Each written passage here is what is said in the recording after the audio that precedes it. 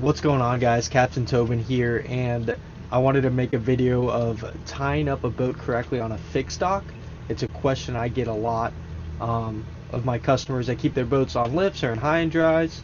They don't come back to somewhere where they have to technically tie up their boat properly, but when they go out to eat or if they go to a marina that's a fixed dock, they have to know how to tie their boat up correctly. So I wanted to make a video on that real quick. Right now I'm on a $28 from Boston Whaler, and I'm just going to back this boat into the slip real quick. I'll use the throttles here. So just work it in to that slip. And the technique I'm using, I only need to use 4 dock lines.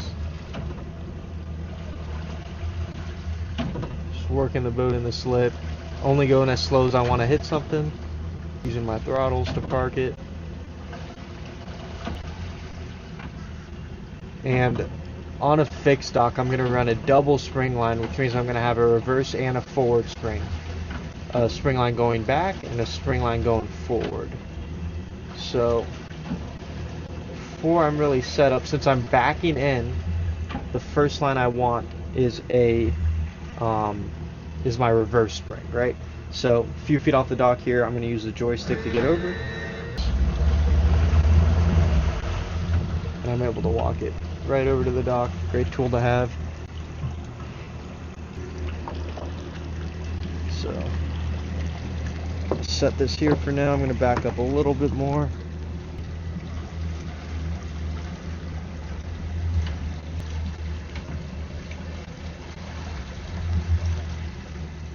Okay.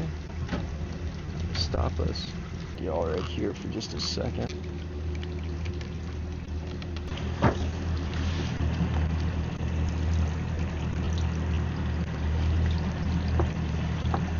Okay, there's my reverse on.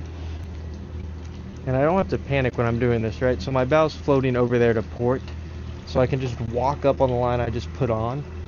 And I can just pull myself back over at midship, and that's going to pull the whole boat back over. The next line I want is my forward spring. And the idea with the springs, they cross each other, right? So you want them both tight at the same time. Okay, got my spring lines on. This is my reverse spring going back to the boat. And then I have a forward spring right here going front. And that keeps me going from forward or backwards. Now I'm going to want to get a bow and a stern line on.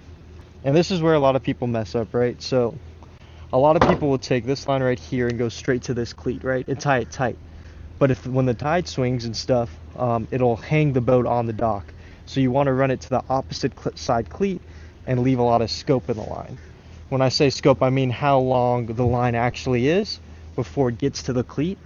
So usually you want at least 8 feet of scope in it, so it has plenty of room to slide up and down with the tides. So I'm going to do this on the bow and the stern. Same thing across from the dock, opposite cleat from the dock. So make sure it's about 8 feet of scope or so, like that. Then I'll grab my stern line. Stern's floating over, so I'll just come back over to my throttles, work the stern back over so I can get that line.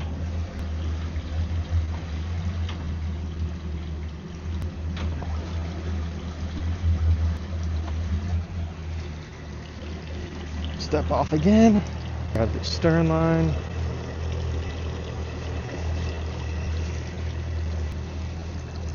Back on the boat with my line, and I'm doing the same thing here, right? I'm taking the stern line to the opposite cleat.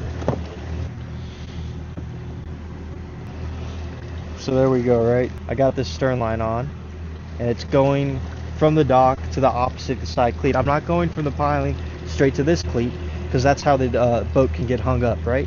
We want the boat to be able to go up and down with the tides, and that way you do that is have plenty of scope so the lines can go up and down, right? You want good distance off here and stuff, right? This dock already has fenders on it, but it's always a good idea to have fenders out and ready to go. Last thing would be pay attention to where your boat's set up on a piling, right? I have it right here, so it's a good distance from here where it's not too far up where it's going to slide past this.